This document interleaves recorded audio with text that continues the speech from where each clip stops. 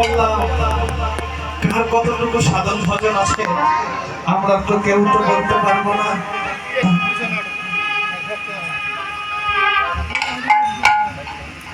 অতি লোক মারা পড়েছে বলে ওর সাধন ভজন বেশি আছে না, এটা মাপকাঠি কারো কাছে নাই।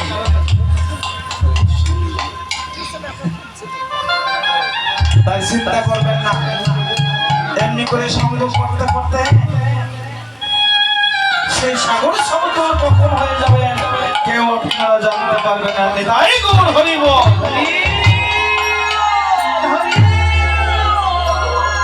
তাই মা গো, বাবা গো,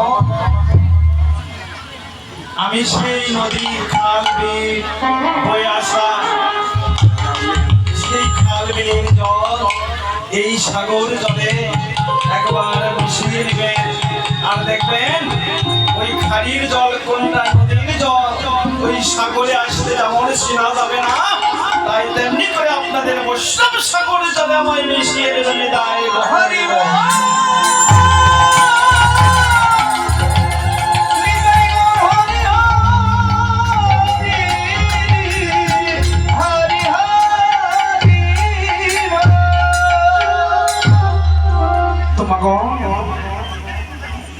সকাল হইতে নীলাগুলো অনেক চলে গিয়েছে, সকালে বাল্য হয়েছে, গোষ্ঠ হয়েছে, ফিরাগোষ্ঠ হয়েছে, উত্তরাগোষ্ঠ হয়েছে, সূর্য পূজা হয়েছে, তাই না? তো আমার আলোচ্য বিষয় হচ্ছে ভগবানের আরেকটি নীলা, সেই নীলার নাম হচ্ছে অভিসার নীলা। বাবা গো, আমি ক্ষুদ্র জীব, অতি নগণ্য যে নাচ আমার সাধন ভজন, নাচ আমার ভক্তি, নাচে আমার জ্ঞান, নাচ আমার বিদ্যা।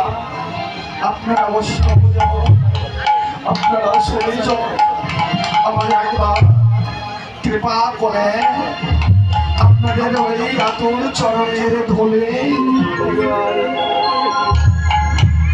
অঙ্গ মেখে আমি যেই নীলা কথাগুলো বলতে চলেছি আপনারা কৃপা করবেন। কেন কৃপার কথা বললাম বাবা গো, কৃপাটা কেন বললাম? আপনারা হচ্ছেন পরম বৈষ্ণব, যদি কৃপা না করে আমার সামনে দাঁড়িয়ে থেকে কৃষ্ণ কথা বলে,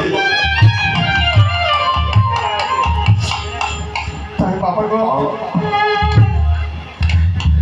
যেমন কৃপা স্বরূপ একটি বল যদি ওই দেওয়ালে মারা যায় বলটা নিজের কাছে চলে আসে, তাই আপনারা সাধুগুরু বৈষ্ণব ওই কৃপা স্বরূপ বলটা এই দেওয়ালে মারবেন, তত জোরে এই কৃপা স্বরূপ বলটা আপনাদের কাছে ফিরে যাবেন। তাই